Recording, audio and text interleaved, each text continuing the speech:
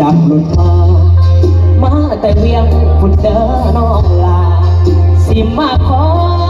ควันตาสาวโซฟาแห่งเมืองสวรรค์เอาพ่อเอาแม่เอาเฒ่าแก่มาเป็นพยานแม่อยากได้ลูกไทยสวรรค์คือสิโดคือสิมันหอบเงินค่าดอกสิมาขอสิมามันทานขบาทพรสันหัวใจอายไว้วันพอดปากกระดิ่งกับพิงวอนเจ้าถิ่นเจ้าทานพอดผ้าแขกสิโนสวรรค์หัวใจอายเต้นอย่างแห้พอดเที่ยวรถเมล์ยิ้มเข้าสายุคสาวแม่ควันเจอน้องความเขาวิธีงานแต่งอายไปหอดเพื่อนใจสะเทือนอยากแทง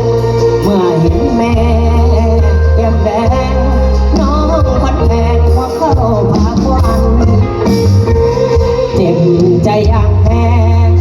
เมารถเมล์เกิดบ้านกับนครเวียงจันทร์น้ำตาไหลใจ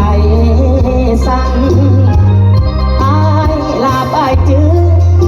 เจ้าแล้วสาวเมืองสวรรค์ต้องไอ้เบาเวียงจันทร์ต้องขัดต้องแม่ต้องอายเปื่อย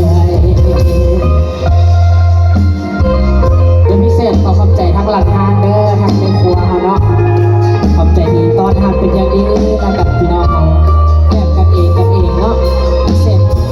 เอาขอให้ทางครูบ่าวสาวเขาเนาะเป็นผัวเมียมีทีมเด้อ